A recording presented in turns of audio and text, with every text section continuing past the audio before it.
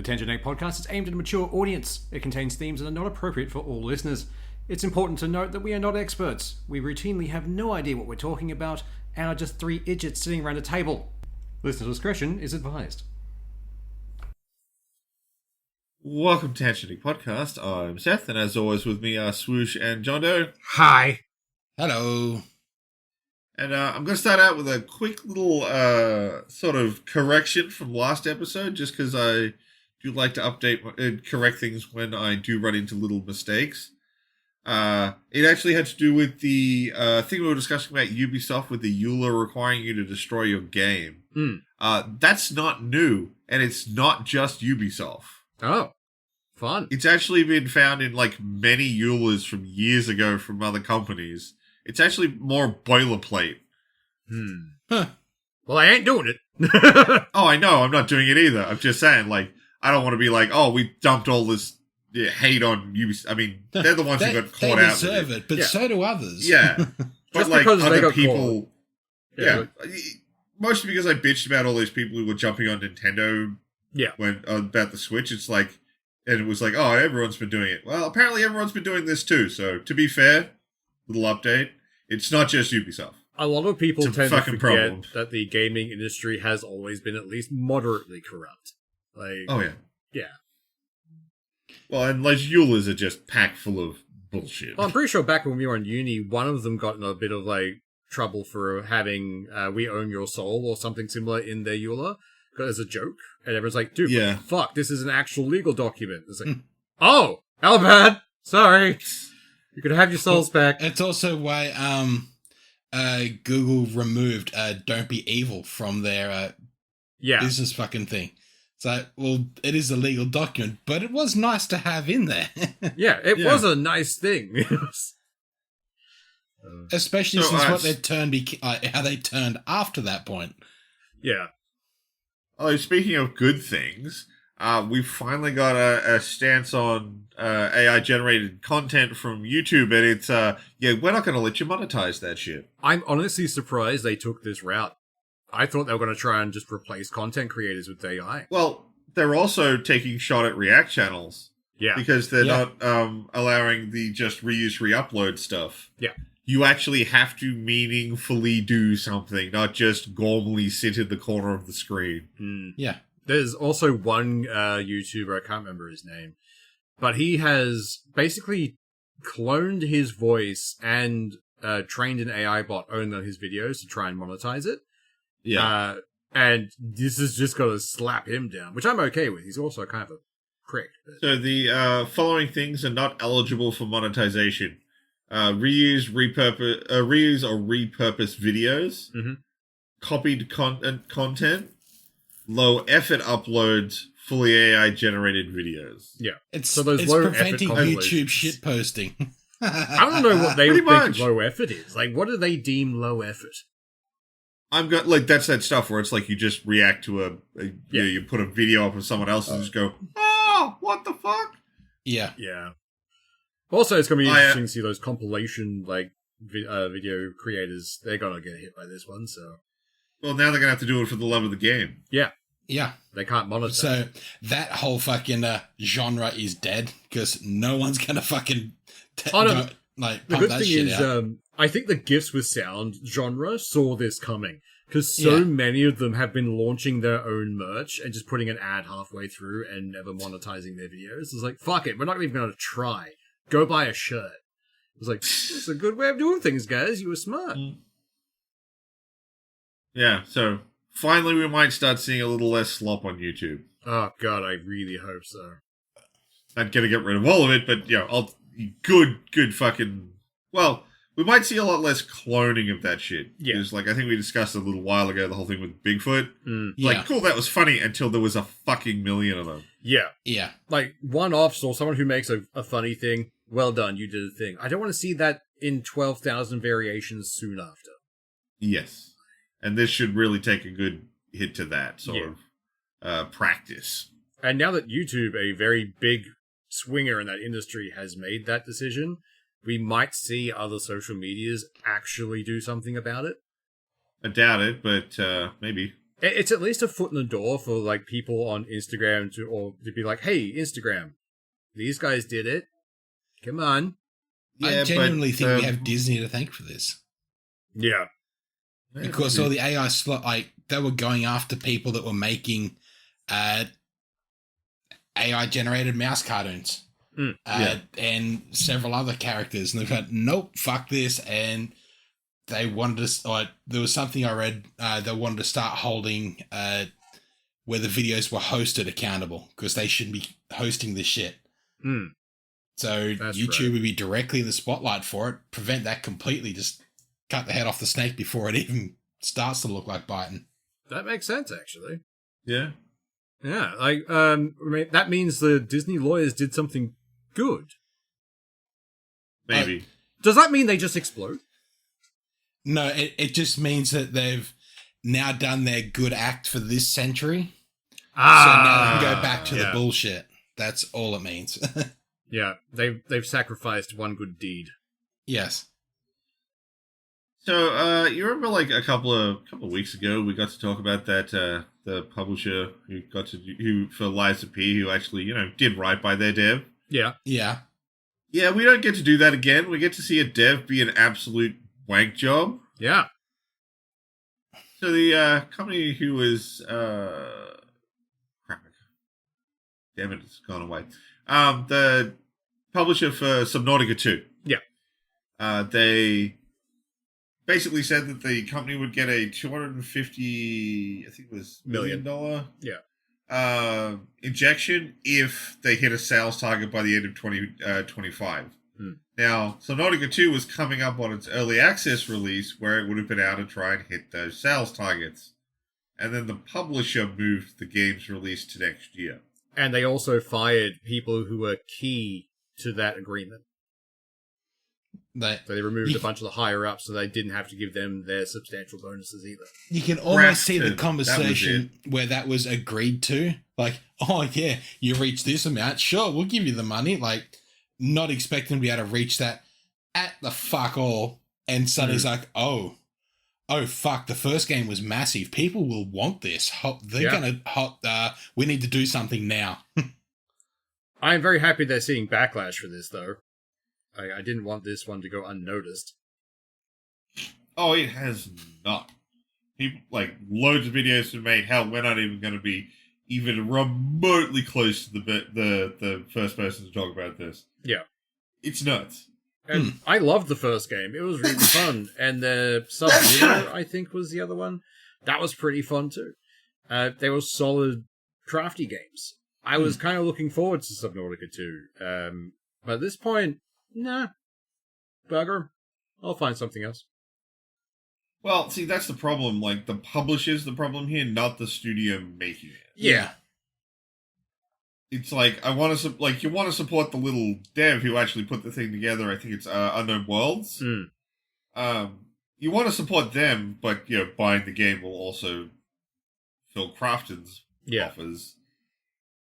So it's damned like, if you do, damned if you don't. It's like, It feels like the kind of thing where, like, Unknown Worlds needs to just put up a donation page on their donation link on their webpage. That's just the exact price of Subnautica 2. Yeah. That would be good. Pay us the money and as a gift. Look over here now. Yeah. It's not a sale, it's a gift. But it's like it's one of those moves that is technically legal, but it's in such bad form. It's just come on, we know what you're doing. You're not even trying. Particularly given the fact that the game was like months from going in early access. This isn't it's a year out. Oh yeah, we're going to push it another year. It's like it was imminently releasing, and then they're like, yeah, we're not doing that. And then only pushed it out just enough to be in 2026. I think it's like second quarter 2026. I thought it was first quarter. My bad. But either way, fuck 'em. Yeah, pretty much. But it's one of those things. It's the same reason I've never bought the Harry Potter game that came out. Like, everything I've heard is it's a pretty solid, good game. But I don't want to support J.K. Rowling in any way, shape, or form. So I'm not going to get it.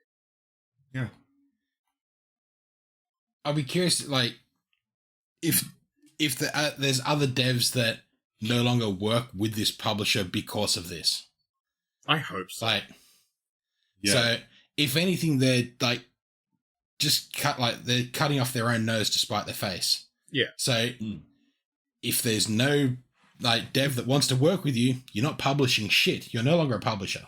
Yeah, because this would have been a mass incentive to go with this publisher for them. Fucking oath.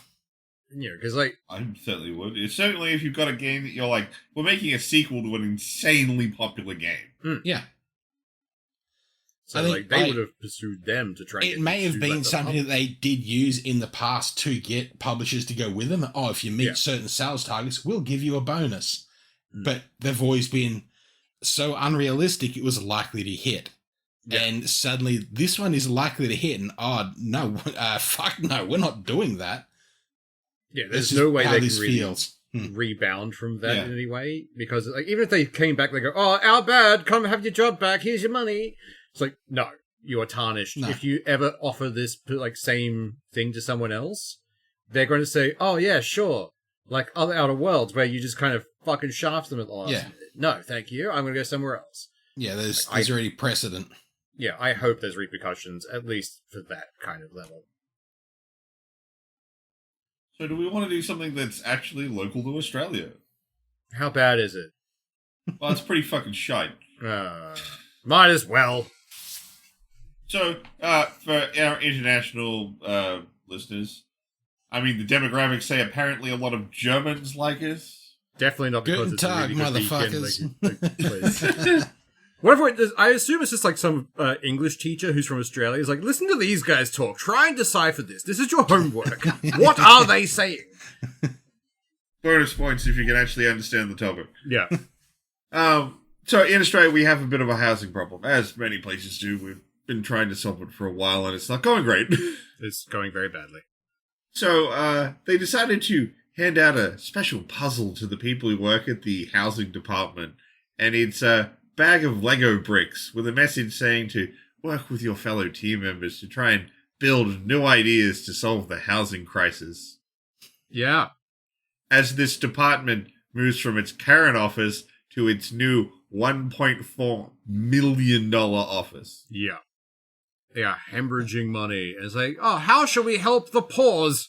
Let's play with toys. This would be lovely. It's almost like if they just handed Lego bricks out to their constituents. So it's almost like let them eat cake. Let them play with Lego. Let them build their own little houses. Let them build their dwellings. I mean, it's not quite that bad. They gave it to staff, not to people. Struggling people. But the optics are terrible. Look, even the just staff fucking terrible. Because a lot of this information came from the staff who was like tweeting it out and shit. And it's like, dude, what the fuck? They gave us this. This is their thing. They want us to fix the housing crisis with Lego. It's like, all right, yep, fair. That's very dumb. Like, and we have done some dumb shit in this country. But, I mean, I always point at the images of the West in Victoria. Yeah. That is the... I don't think I've brought that up in a long time. For anyone who managed to somehow dodge me discussing this because it's the stupidest bullshit. There's a highway down in Victoria. I actually don't know if it's still there. I would have to look it up. But when I lived down in Victoria, there was this sculpture set called Images of the West, which was 12 pink concrete blocks in the middle of a highway. Modern art! Isn't it lovely? Supposedly they had to spend $1,000 a week to keep the graffiti off it. Oh, I hate that. So trust me, Australia's done some dumb bullshit. But this is like, it feels like spiteful bullshit. Yeah. I honestly hate that kind of art, because in Brisbane we've got like random modern art sculptures around. Some of them are awesome, like the kangaroos made of car parts. Fucking mint, I like that. But it's just like, some shit is just, oh, it's a big bean, and we painted it a colour. It's like, no. Yeah, the story behind the coloured bean's actually better than that. Oh yeah, it's hilarious. But at the same time, it's like, I don't like this. Why are you spending so much money on this? But, I mean, like, again, like, this is from back when I long time ago, so shit could have changed. But in Victoria, the ones I know of is that they had the images of the West. They had this thing over the highway, which everyone just called the French fries. Because they were just giant yellow concrete blocks. It's like, I don't know what this was supposed to fucking be. They actually designed the outside of the Modern Art Museum to look like it was falling apart. Okay. I don't know why. And there was another thing which was some sculpture, and it just looked like scaffolding that had fallen over. It reminds me of those like modern art pieces that looks like just someone's tipped over a trash can. And at one point, a woman got in trouble because she cleaned up an art exhibit. Like, because she was a cleaner. That was her job in the art, the museum, or whatever the fuck it was displayed. The guy who owned the gallery got really shitty, but the guy who made the art thought it was fucking hilarious. He's like, no. It was so good. Yeah, basically that's what he said. It's like, it's so good, it convinced her it was trash.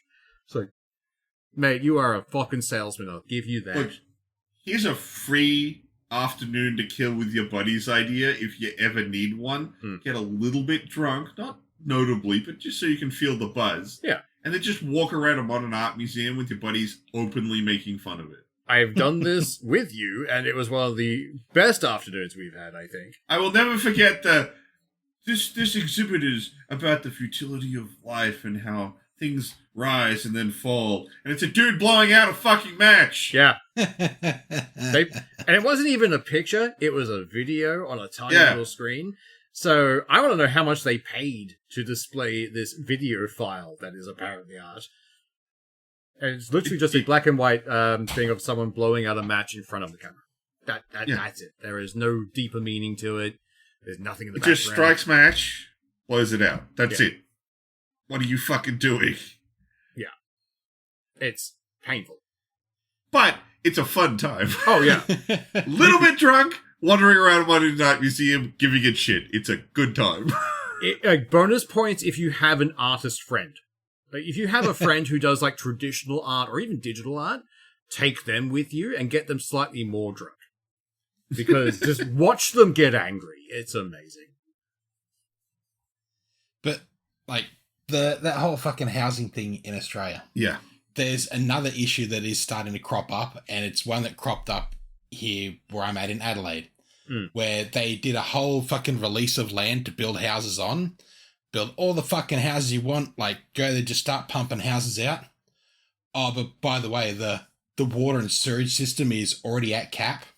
Yep. And we haven't invested in any of those resources, so that housing development that you've half built, there's no water or sewage connected to it. Yeah. Mm-hmm. They've just left him to fend for himself. Because the last check they did of where how much capacity it took was last done around 2010, 2015, where they were going off the numbers from 2000 to 2010. Oh, goddamn. So they've got half a housing estate built. Like, the houses aren't completed. Like, they don't have full roofs on yet, but they don't have water. They don't have sewage. They're still under negotiation if they can be connected to the main power supply of the area. Like, wow. Fuck. Sure, build the house, go for it. But there's no fucking infrastructure underneath it. I mean, the other issue that we're running into is there was a guy recently jumping on like morning shows across Australia, because he's helping people out where he can. But there are so many vacant houses. Investment properties. Yeah, that are just left there to basically rot and stagnate. You want the thing to rot to the point where it's like no one will buy it, but some developer will pay me for that block of land. Exactly. It's also that you own a house for rental purposes, and if you're not receiving rent for it, that's a loss you're receiving on that property. So that gets written off against your tax. Fucking negative gearing. That needs to be gone. Oh, definitely. I don't agree with it at all. Like, if you've got a house that's sitting there doing nothing, you should lower your rent and get someone in, because people. A home shouldn't be a financial investment. It should be an asset that you have to better yourself, not to profit yourself off other fucking people. Or I could see a situation where you did a sort of like drop off. So, like, if you had a sudden, like, oh, someone just bailed, I'm not out the money I'm supposed to get, I can claim it back in tax. But, like, it pretty sharply starts to curve off what you get until you get someone back in the fucking thing. Exactly. It should be, like, it should absolutely be scaled for the length of time that it's empty. Because if you're just, like, if you've got, it's a shitty house and you're sending the rent at fucking $2,000, the house isn't worth fucking $2,000. You should be able to claim that back. You're deliberately keeping it empty for that fucking bonus. I would also be of the opinion that if you have a vacant block that you are not developing, after a certain point, like, you should be charged for something. Like, if it's within, like, a CBD or an area that is, good for building places people live, just incentivize that. Like, don't just sit on it. You either have to sell it or you have to do something with it. Make a park. I don't care what you do. Well, You're kind of drifting into a little too much of a, like, how do you define where this gets applied sort of as a realm. Yeah. Well, I think it's Victoria just brought in a thing that, like, you don't pay, or you pay a limited amount of land tax if you own a home on property. Yeah. But if you have if you do any sort of side hustle, if you receive any sort of income based from your home, you immediately have to pay business land tax. Yeah. And so now anyone that was doing an Amazon hustle or fucking any small business, they now have to pay upwards of like several $1,000s a year for the land tax on top of their general land tax. That Etsy store is not looking as good now. No, if anything, it's just fucking over small business owners. Yeah. I mean, at most cases, I assume what they'll end up doing is hiring out like a little storage place and just routing everything through there. It'll just be like, oh, yes, no, I'm renting this place. This is fine. They'll still have to pay a lot of business storage tax, places already have it in their contract that you can't run a business. You can't do anything profitable from the storage. That's true. You also can't live in there, which is one of the big ones they have. Doesn't stop you. I mean, it would cost a lot less to live in one. Yeah, fucking oath. But I'm just waiting for one of those to go out of like business, so some like enterprising person buys it. It's like, tiny apartments, come on. Oh, man, I saw a thing that was the most annoying thing about tiny homes isn't that they're tiny homes. It's that basically it's all just owned by people who are hipsters who have basically gentrified a trailer park. Yeah. Yeah. It's just a fancy trailer park. That's literally all it is. That and no poor people are living in these perfectly acceptable homes. It's all rich people for some reason. Yeah. That and if you're lucky enough to have a local council that will allow you to make one. Yeah. Like, because Most 9 times out of 10 it's immediately way rejected. different in Australia. Yeah. Yeah. Here he gets rejected. Like, most councils, if you've got, I know back home there's a lot of blokes that do this. They get a block of land and they build a shed that they can run their business out of and maybe sleep in a room of it. If there's an inspection on the property and it's found there's a living space in that shed, then they start getting fined by the council until it's removed and an actual dwelling is placed on the property. Yeah. Which, like, you should be able to have a fucking granny flat. Like, if you've got every intention, you've got a block of land, space, and plans to build a house, why can't you live in a fucking granny flat till you've built something? Or why can't you make that small home and then do whatever the fuck you want with the land? I think councils have got too much restriction on what you can and can't fucking build. They're a bit too nosy with things. It's like, yes, like you've got 3 of these tiny homes. Like, I assume they just don't want a tiny tent city popping up, which, fair enough. Absolutely. But if you've bought the land, why not? Yeah. Basically, it's the same as local councils agreeing that, oh no, there's a whole heap of areas in a local town that can be high density dwellings. Let's put up apartment blocks, but not in this part of town. No, they don't belong in this part of town. And it's always the part of the town where fucking councillors live. Oh yeah, definitely. Well, man, that was a fucking tangent. Jesus. Yeah. Look, at this point, we're just going to fuck off and get an island. It's fine. Dragging us back onto the topic list, you might for a little while have to be a bit careful about buying secondhand Switch 2 games. Yeah. So, right now, one of the quickest, dirtiest ways to pirate Switch 2 games is just to do a complete copy dump of the card onto another card. Mm. If Nintendo detects 2 people running the same cartridge, so when you copy it over, there's a unique identifier that goes with it. Yeah. If Nintendo flags the 2 IDs at the same time on 2 different Switches, they know that it's a pirated copy. Mm. And, it's causing problems because, of course, people are pirating them, then giving them back to, EB or wherever, and then they're selling them as secondhand, and you don't know that you've got a time bomb. Mm.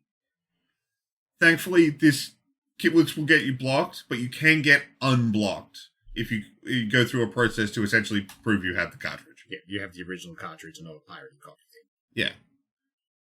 Which is, at least they're doing something.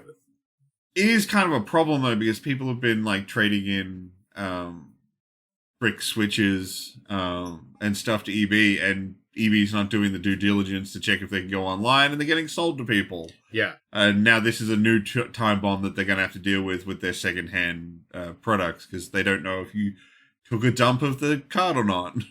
Oh, God, that's I know fun. EB has never really done due diligence on consoles. No. Like, I traded in several Xboxes that I knew red ringed about 3 minutes after turning it on. Hmm. And as long as they turned on and seen that splash screen, they took them. Yep. Yeah. I've traded in several busted consoles. I had a secondhand Wii for a little while, Wii U for a little while, that had someone else's account on it still. They hadn't blanked it to factory. Yeah. Because, it's just a bunch of teenagers working in a shop. They don't care. But point is, it's something that people are going to have to be a little careful and worried about it. Yeah. I know a lot of people are phrasing this like, oh, they're fucking killing a secondhand market by doing this, but this is kind of pretty basic anti-piracy. This isn't even crazy stuff. It's not. We've detected the game launched twice. We're going to ban them. Pretty much. It's not stopping the second-hand thing. It's just stopping people. It just means people have to pay attention and not buy it from a sleazy friend of theirs. So, yeah, you want the Switch game? Like, you've definitely copied this. Yeah, I'll take it. Apparently the guy in the article from that I've read about it bought it off someone on Facebook. I don't trust anything on Facebook. I didn't bought some stuff off Facebook Marketplace. It's not that bad. I just don't trust people. That's fair. But yeah, no, if you're buying Switch games on Facebook Marketplace, definitely be careful. Yeah. Right, so do we want to get into the big dumb thing that Trump did? Which dumb thing? There's a couple.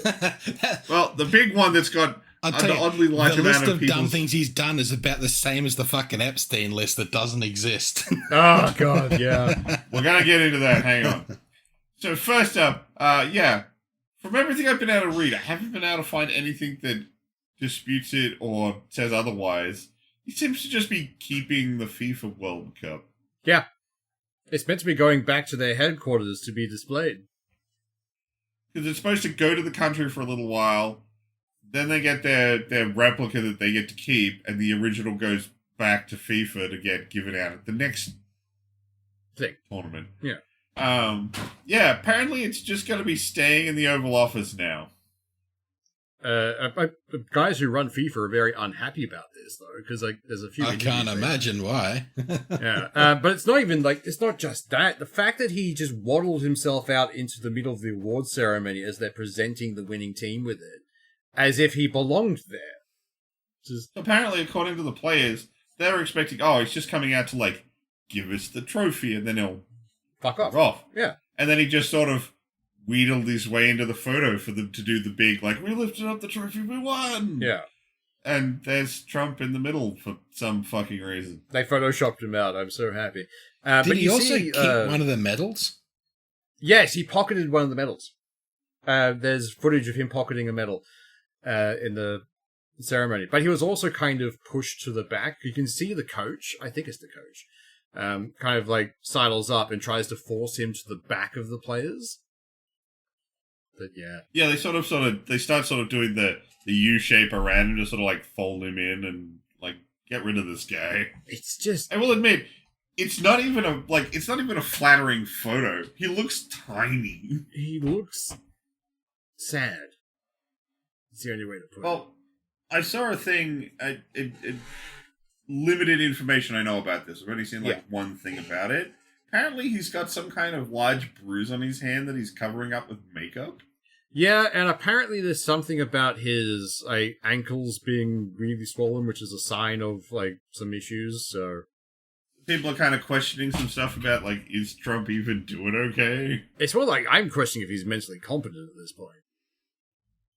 The answer has always been no. Yeah.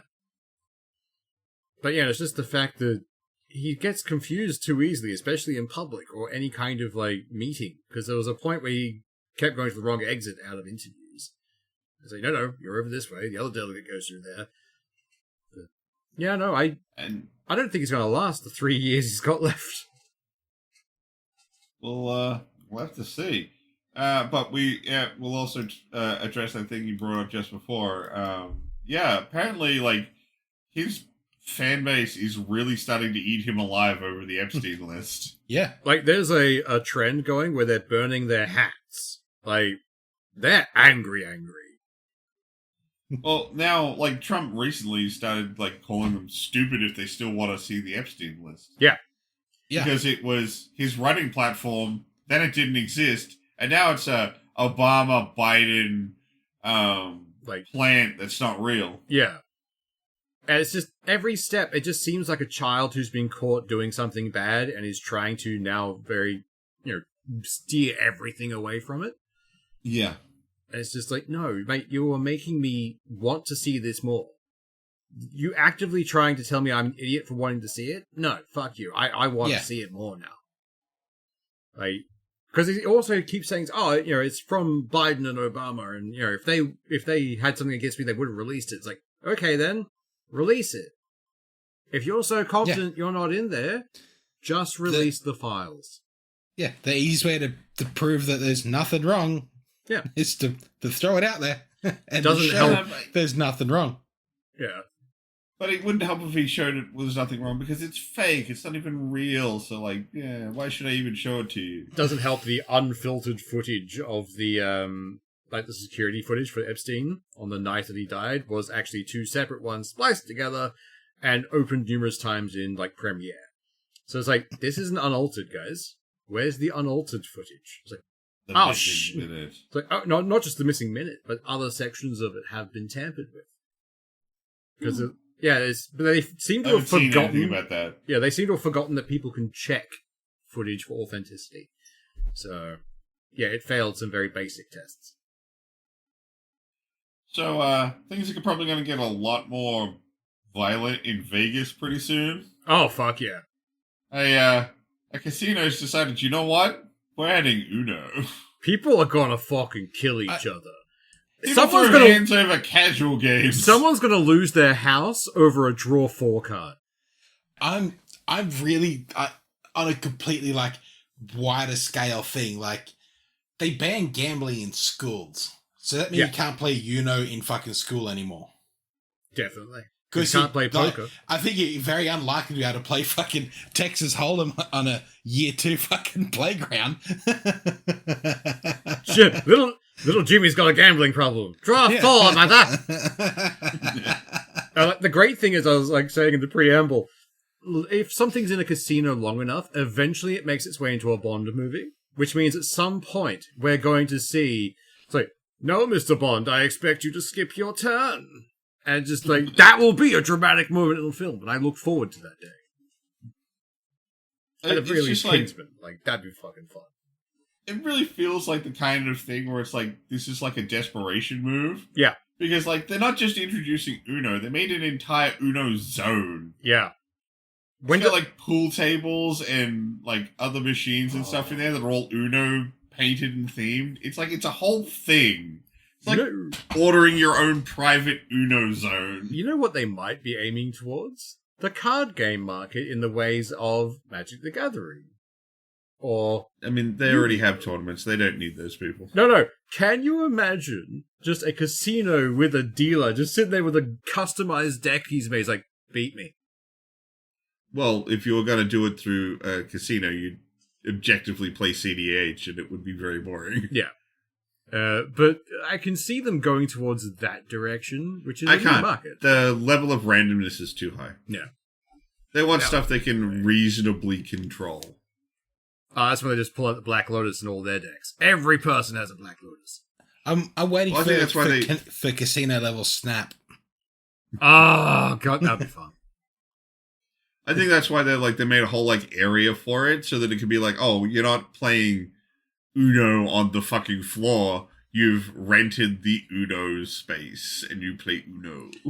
I am surprised they're doing it because I'm also surprised that some like family. They're not just doing one. They've already rolled it out. They've got plans to roll it out to multiple casinos. Yeah, like I'm just surprised like some family group hasn't jumped up and down. It's like, oh, you're advertising to children. Like, because it is let's face it, a child's game. That's how it was created. I'm curious, like, how vocal do you have to be on that last card Uno call? Can you be like Uno, or does it have to be like you need to make a show of I'm on Uno to get the rest of the crowd involved? You have to make a show when it comes to poker stuff, so I'm assuming it would be, not poker, sorry, blackjack. So I'm assuming it would be like maybe a tap or something. Well, because other players are meant to call you on it, and if you don't, if you don't say Uno on your last card, you have to draw cards. So it has to be something that has to be regulated by the casino for like, oh no, you got pinged on that. I reckon they'd have a dealer of sorts. Again, you've got to remember this is a private space. It's not on the floor. So it's probably pitching it in sort of the casino's providing you this weird space to play Uno in, more of a cash-friendly game, I guess, would be the better way to put it. It's a lot less of 4 randoms on the floor have met at the Uno table. Who will win? I would watch that. I would watch that far more than I would watch World Poker. That sounds like an anime. It does. I don't even know how you'd gamble on Uno. Like, what are the betting phases? I'd love to watch a game or two. No doubt it'll be on fucking streaming somewhere. There's got to be competitive. I'm curious. I mean, it's got to already exist. I got to assume it's like before game you bet how much you think you can to win this hand. It'd be a buy-in for the hand, maybe, or a buy-in but for like, the a hand can last a good fucking while. Oh, I know, but that's my point. It's like the only way I can think you could do it is you'd have a basic buy-in at the start, and then when you see what cards you've got, if you think you've got a good thing you can flow through, maybe you bet more, and then you're like, okay, now we play. Oh, wow. Considering it's a brand new shuffle deck per thing, you can't really count cards with it. Like, it's pretty much only a single betting phase, so the bets either need to be, like, pretty much have to be fucking high.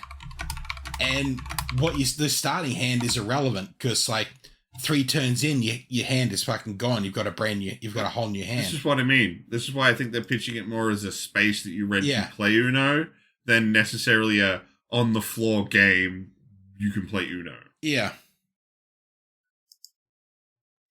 But yeah, because in that like scenario, there's no way for the house to get a cut. Yeah. Yeah. I'd be curious to actually, like, if they were trying to make it a competitive game of.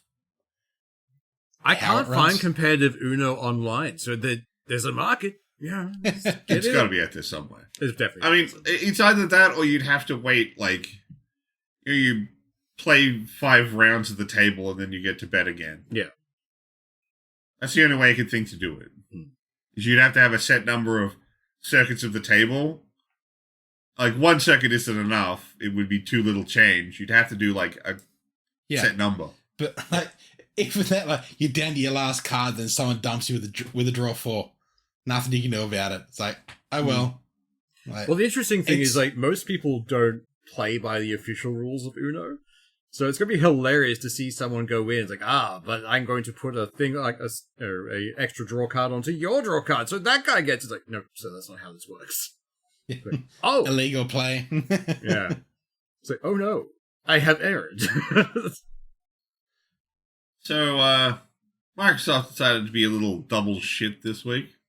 Yeah. And double shit in a very big way. So they laid off 200 people from King, who they bought back with the ActiBliz, yeah. Yeah. And replaced them with the AI they built. Honestly, just such a Dick move. It is. I hate this, but at the same time, it really does scream. But I didn't think the leopards would eat my face. Like, you were training an AI, you had to at least have an inkling this might happen. Apparently not. Like, either they're very naive or they were very trusting. It's kind of the same thing. But Little column A, little column B. it does suck, though. It's a fucking horrible thing to do to people. Like, and this is also after they've been telling their other employees, hey, train the AI more. Use it better. No. I think... Don't look over there at these people dying. Just go play with the AI. Just go do that. Is the second story we're talking about, oh, that's so sad, go talk to the AI about it? No, that was last week. That was last week. Like, god damn, like, that's just such a fucking dumb thing. In the same fucking thing, they put out an ad looking for new graphic designers at Xbox with an AI-generated graphic design. Oh, God. Microsoft has really lost its luster, and it really didn't have much left. They didn't just drink the Kool-Aid, they've started making their own Kool-Aid. It's an AI-generated Kool-Aid, thank you very much. Oh, God. And the character goes, ooh, ah!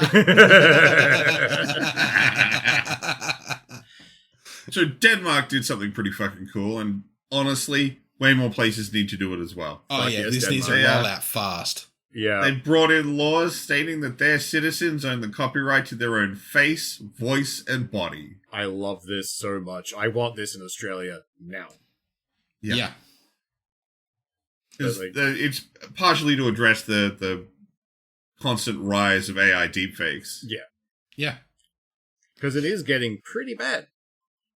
A friend of ours showed this, like, absolutely terrifying one he did in, like, 2 minutes. Where he took a photo of his own table with a TV in the background of a pizza, and then just asked an AI program to add someone taking a slice while the show played, and it produced, and it didn't look that bad. Yeah.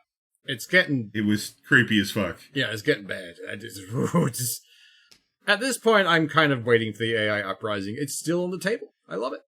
Well, like, these laws do some really fucking good things. Like, they do. For doing AI-generated revenge porn, people actually have a legal way to deal with that for repercussion of producing it. Yeah, because they can force sites to take it down since they own the rights to it, which is good. Like, as well as, like, political things, like having a politician say something they never said. Like, the potential for this is fucking massive. Oh, yeah. And having these laws, like, the fact that these laws don't already exist, like, that's just fucking wild. Bizarre. Add the fact that, like, was it the big, beautiful bill, what the fuck it was, tried to unrestrict everything for, 3 years? Something? Well, this... Thankfully, that got cut out. If this law got brought in everywhere, it would have some very unexpected consequences, I think. Yeah. Because let's look at the gaming market. If this law was brought in, the whole EA college football game scene where they don't currently pay the players for any likeness, they'd be forced to. They would have to, yeah. It'd be great. It would curb a lot of, like, bad behavior. Yeah. Yeah.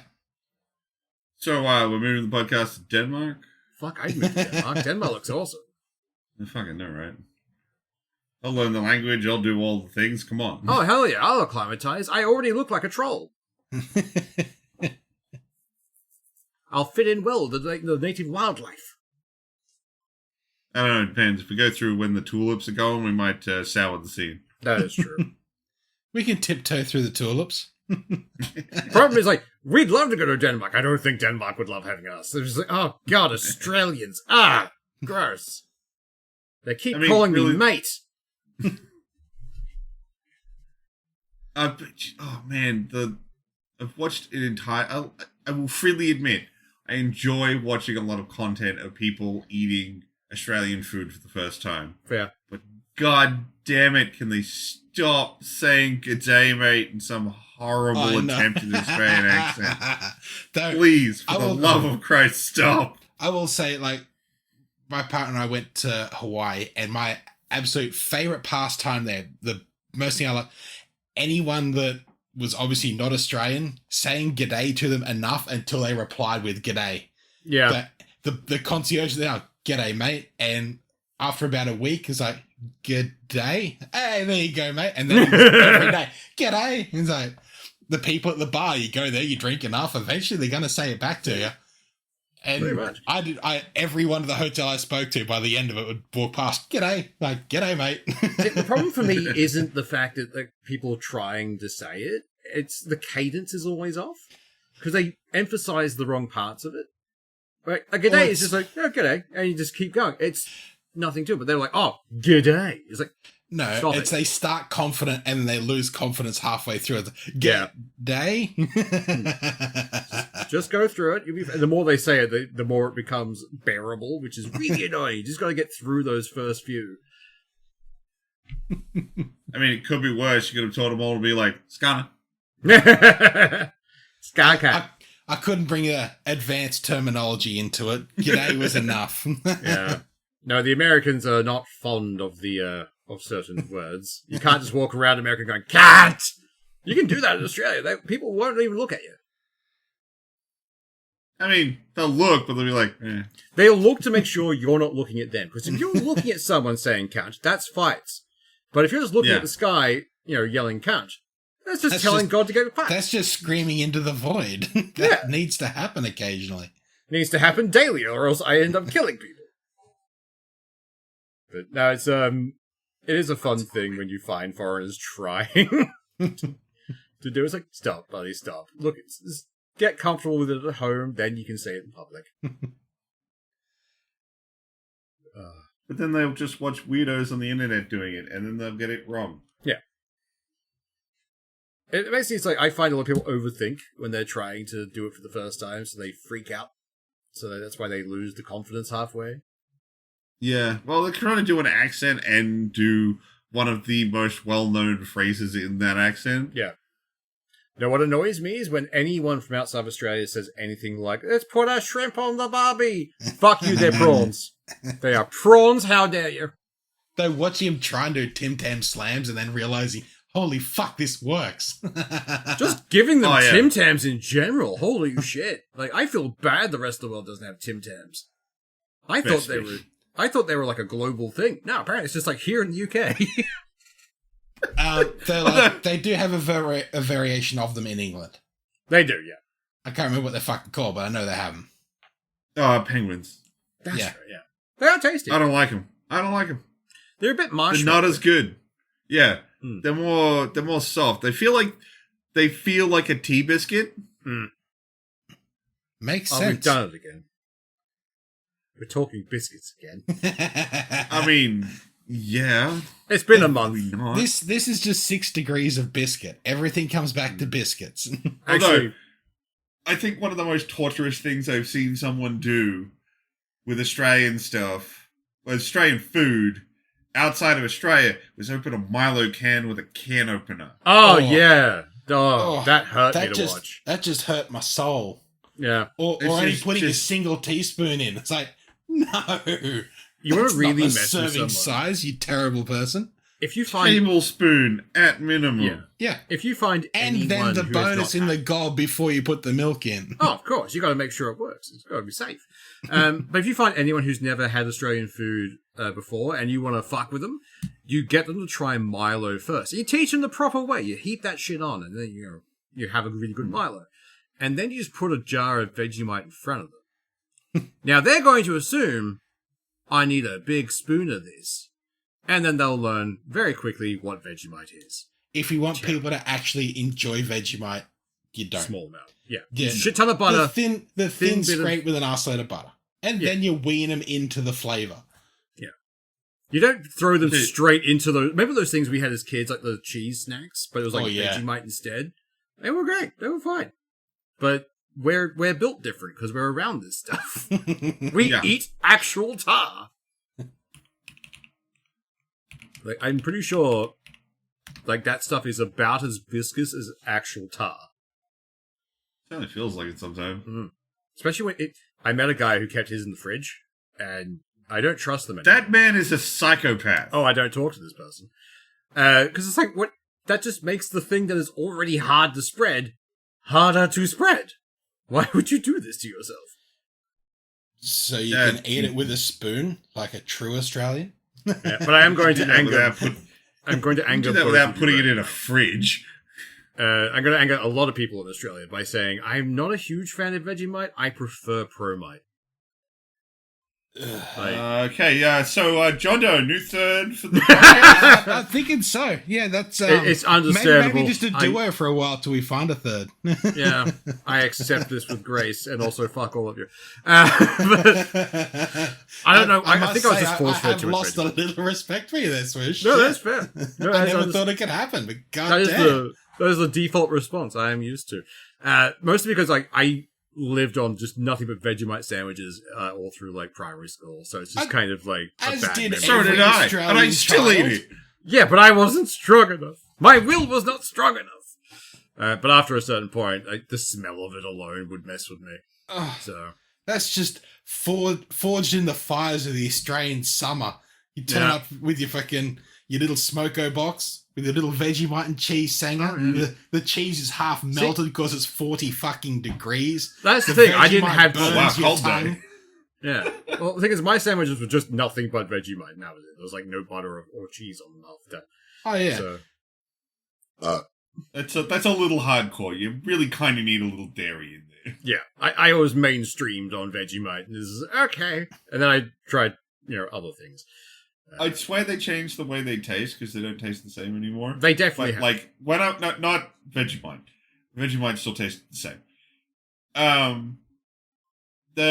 When I was a kid, one of my favorite things was cheese and Vegemite on saladas. Yeah. I swear, saladas don't...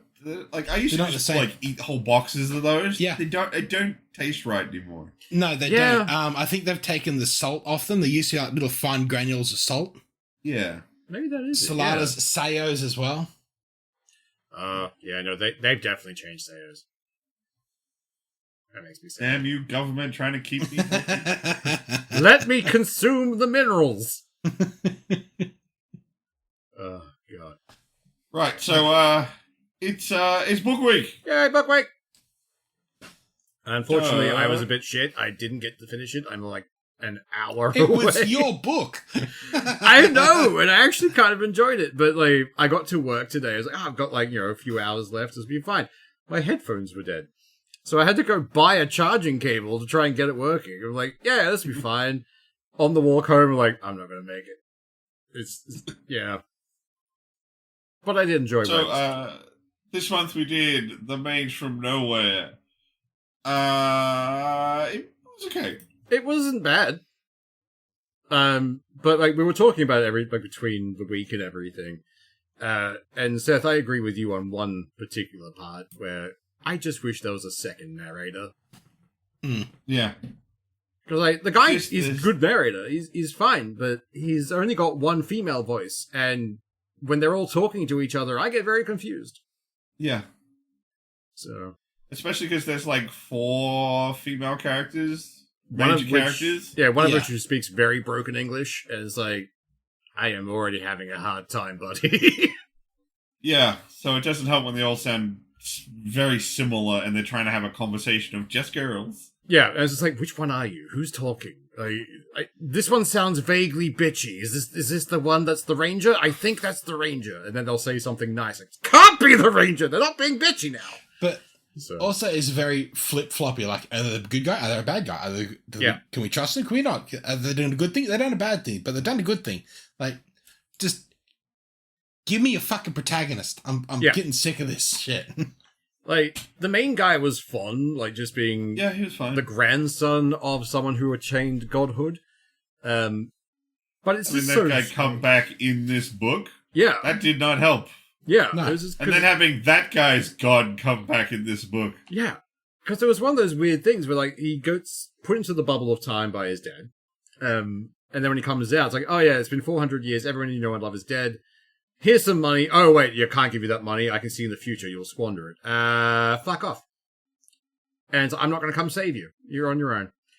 And then And comes then back comes back halfway and through saves the him. book because he saw him die in a vision. It's like, this is nice you're being a good dad, but at the same time, the fuck, man. Hmm. But I didn't mind the magic system was okay. Yeah. Not overly detailed, but like it was interesting enough. Having it Right separated up into until- music notes was interesting. Yeah, it's an interesting way of handling the kind of sing magic, not Yeah. weird. It made for a very evocative image while they were going through the detailed description of how the magic is supposed to look and feel when you cast. But magic is a song more than a vocal thing. And then they're like, oh yeah, there's two completely other magic systems and they don't work together. Yeah, in fact, they create portals. Why? There's one under you. Why is there two other magic systems? Why would you do that? This one's already complicated enough. Yeah, they explain it a little bit, but not in any detail. It's like, oh, there's other gods out there who are interfering with magic and making it better so that they get the power from people. It's like, okay, sure, that's the villain for the next book, I guess, but... This book definitely has a real problem with, like, not having a target. Yeah. It was There's nothing for them to rail against or rise up to. It just sort of feels like a constant... At the start, he rails against, my father's a dick, what the fuck? And that makes sense. And then he rails against, like, the king for a period and, like, one of the lords who's just a fuckwit. And that just doesn't go anywhere. Yeah. And it seems very empty. He's just looking for a new person to yell at, and it's a series of events, not a story. It feels like the first 2 or 3 chapters were a Royal Road kind of thing. Yeah. And then it picked up a little without any real guidance, and so it sort of ended up all over the shop. Yeah. Definitely. Like, there were some very interesting parts of it, though. It hangs together well enough, and it really wasn't until I got to, like, the back third that it was like, Can we kind of be done with this book? I just kind of want to finish. Yeah. It's like, can we skip ahead a bit? Like, I skipped a few things because it's like, this is just, I'm too confused. I'll pick it up later. But there was, like, the magic system was fun. I don't understand why they introduced an entirely new magic system halfway through. And there were some other things. Oh, that's right. The blacksmith, they have a blacksmith who's just figuring out the way that magic works now, because apparently magic broke, and now they're back to the baseline of it. So they're all relearning how magic works, which is kind of fun. Which is weird, because when they describe how magic worked when it was broken, it's apparently easier. Yeah. But because they, of course, want the original magic to seem cooler, it sounds so much more versatile and useful. Yeah. Well, but they're like easier but more limited. Yeah, basically the gods were restricting it and making it easier, but you didn't get all the fun stuff. But the guy who does that, the blacksmith, the voice he uses for it, once I heard it, I couldn't unhear it. Do you remember The Good Dinosaur, the movie from Pixar? No. Okay. I never watched the movie, but I remember it existed. There is a long-running thing in it where it's like one of the dinosaurs, one of the triceratopsy-looking guys, who's just covered in birds and other animals, and gives them really weird names. Like, this is Skull Crusher. He protects my dreams. The way he talks is exactly the same as the blacksmith. That's fair. And I couldn't unhear it. So every time he talked, all I had was like a humanoid head and that dinosaur's head like on the body. It's just like, God damn it, I can't take you seriously now. And you're an important character. So, I don't think this is necessarily a stinker, but it definitely feels I'd say a little below average. Yeah. I feel like I'd recommend something else to someone, but if they were like, I'm reading this, I'd be like, yeah, it's fine. Yeah, there is a second book, and I'm unlikely to even look at it. Yeah, I'm probably not going to continue this series. It's no Last Hacker, but, it's also not great. Yeah. It's a cool idea. Cool idea. I'll definitely give him that. He's got a... Well, at this point, it's like, on a scale of Last Hacker to... what would we... Stray Cat being top at the moment? I mean, I would have said the best one was... The Saga of Seven Sons, because that actually got Dan to stop doing things and just listen that to is the book. true, actually. Yeah, so on a scale of Last Hacker to Saga of Seven Sons, it's right about in the lower half. Yeah, I'm not saying it's like if it was out of 10, it'd be like a 4. Yeah. It's not bad. It's just a little like you could have stitched this together better. yeah. There's promise there. Like, the guy's by no way a horrible writer, but he just needs some structure and some direction. I feel like if he does this as a short series and then he writes something new, I'd be more interested in seeing what he did new. Yeah. See what he learnt from writing this series in when he brings to another one. Yeah. All right. So it'll be my pick this month. But before we get into this month's book, did you guys read anything else during the month? No, I got distracted playing games more than anything, actually. Yes, I've read quite a bit of other things. I've read Sports Ball, the lit RPG. Sports Ball! I've read two of this as well. I haven't read as much as John Doe, but it is good. It's called Player Manager, a sports progression fantasy. It's a bloke who encounters a supernatural being who gives him sole access to a form of system. So it asks him, like on the side of they're watching a soccer game or football set in England. It said, do you want to be a player? Do you want the power to be a player? No. Like I like the game, but I've never been much of a player. Do you want to be a coach? Do you want to like train other people? He goes, no. I've always been more interested in the management side of it, like getting the right players in the right position and bringing the whole thing together. And so he gets effectively a soccer manager game. I don't even know the fucking names of them, but that's his system. And so that's how he builds XP, by watching games and scouting players and making things happen within a game. The problem is he's also hacked himself into his own copy of the game. Like as a child, he went through and added his own name with max stats of everything and slipped that into the file. So when the supernatural being gives him the stats and he gets put onto a field to play, he suddenly has attribute points, which he's already maxed out to everything. So he becomes a bit of an arrogant prick on the field. He's a bit of a dick. No. But off the field, he uses those stats to do other things. And it's really good. Nice. Yeah, it's surprisingly entertaining because, like, I have no interest in soccer. Oh, zero. But I Zero am fucks actually getting swept along with the story, and it's like, yeah, this is actually pretty fun, and I am learning some things about soccer I'll never use. Oh, yeah. I'm not getting into soccer, but this book's got me just, like, enough into it to be like, I'm having a good time. Yeah. And it's like the main bad guy is this supernatural being who pops up every now and again, but it's more focused on, okay, we're facing relegation. The club that I'm part of, this family that I've made, may get thrown down a grade, and then we can't afford to keep everyone. So we really need to work against these other teams. So you actually get swept away in the actual season of this soccer game. It's quite good.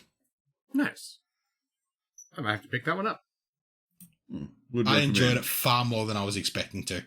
Or at the very least, I should like throw that at my old man because he used to play soccer. So I might throw that. Oh, he'd love it. Yeah. Oh, if he's got an actual interest in the sport, he'd love that book. Yeah. I came across it on a random Reddit post where someone said, Sports Ball, the lit RPG. And that's exactly what it is. And I'm thoroughly enjoying it.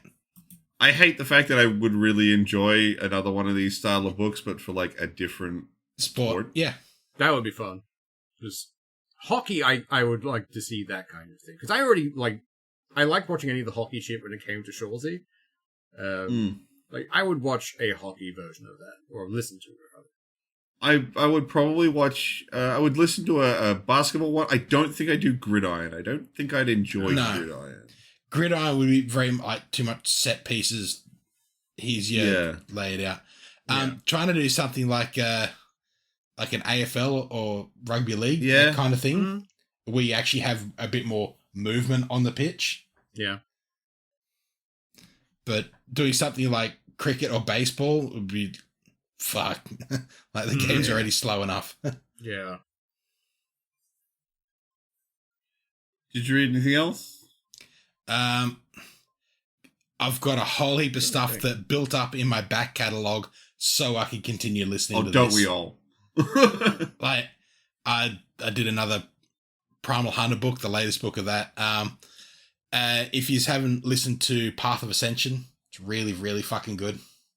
The latest book of that, and the latest Big Brouhaha, the Beers and Beards. That was so good. Yeah. Such a good book. I finished Theoretical Fishing 2. I need to get the next one. But that's about Because it. I think the next one's out in like a month, isn't it? Pretty much, yeah. But I also need to pick up Stray Cat Strat, because I think I'm 2 behind on that one, actually. We're up to book 6, which I just started today. Yeah, I think I'm 2 behind then. Last month I also did all 5 books of the Station Core series. That wasn't bad. Yeah, you were saying that one was pretty good. Yeah. It's definitely a little... Like, it doesn't do anything particularly, like, pushing the envelope. It's a very safe idea of the person as dungeon core idea. Yeah. It's good. I like the characters, some of the designs. One thing that shit me to tears is the dude, like, the character comes up with a naming schema for how he names the creatures that he blends. Yeah. And one of the first creatures he gets access to is a lizard, but it's really fast, so he calls it a quick lizard. Anything that he makes out of that lizard that he combines with something else is... It goes by the naming convention of Qu and then whatever other thing. So he makes one that's part turtle, and it's a tank, but it's a Quatang. Because it's made out of a quick lizard and something else. It's just like, it's so frustrating to listen to. Yeah, that would drive me a bit insane, yeah. But it's not that bad. It's a good series. Like, I like the characters. They were really likable. I like where it kind of went with it. It's a kind of an interesting direction. But, yeah, it's kind of like Baby's first sci-fi. It's probably like a 6. It's very readable and just sort of like turn your brain off and enjoy the story. Nice. I like those. And I haven't finished Stray Cat Strut 6 yet, so I don't have any strong opinions on that. Probably good with the random sex scene thrown in. Yeah, this is Stray Cat Strut. Wait for I don't the last know, chapter. like, isn't like every second book not got a sex scene in it? Oh, yeah, that's right. Yeah, if it's he at least holds very true to the toned pattern- down. Yeah. If he stays true to the pattern, then yes, it will be fine. So, I've got 2 books I gotta decide between 2 books. Alright. So, last time I selected a book that was recommended to me by a friend of the show, Craig. I do have another book that he recommended to me that I know is good, and I think you guys will like it.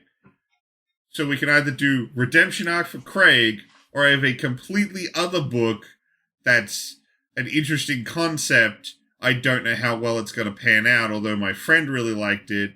Another book recommendation from a different friend. What if we do the Craig recommendation and the second one's a bonus book if you get through it? Sure. That can work. All right. So let me quickly pull it up.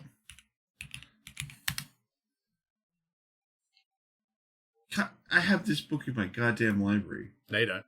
Not anymore. No books for you.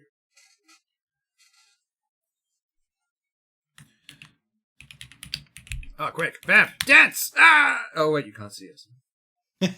Oh, that's why. I'm typing in the name of the series, not the name of the book. That might help. That's why. It's not like we prepare before the episode or anything.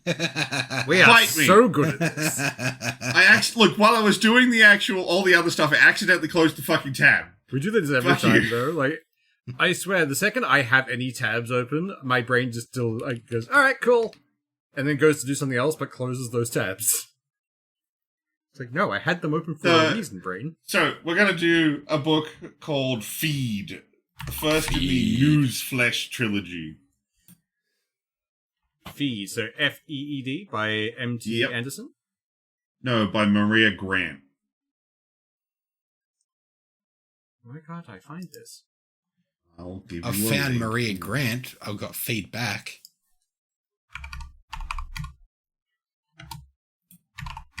Maria Grant.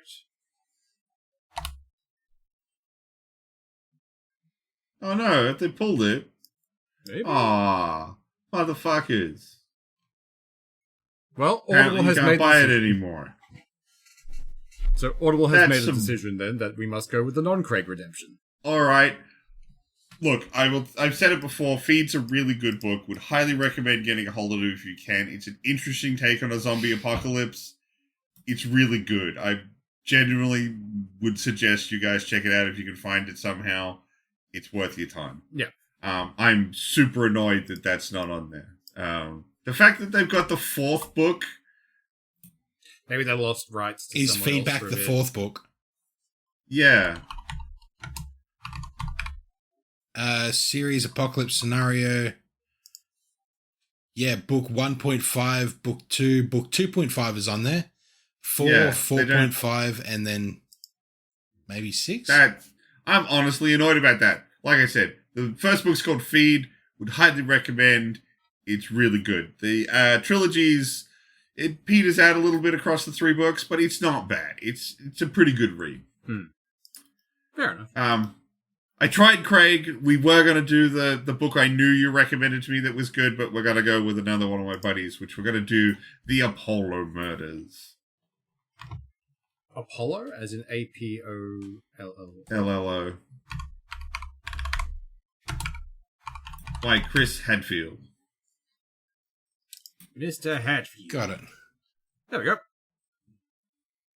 What we got? So, the blurb is, an exceptional Cold War... Oh, no, it's the fucking... That's the piece of gassing up the book. As Russia and American crews sprint for a secret bounty hidden away in the lunar surface, old rivalries blossom and political stakes are stretched to the breaking point on Earth. Houston Flight Center Control... Something. Kaz must do all he can to keep NASA's crew together while staying one step ahead of his Soviet rivals, but not everyone aboard the Apollo 18 is quite who they appear to be.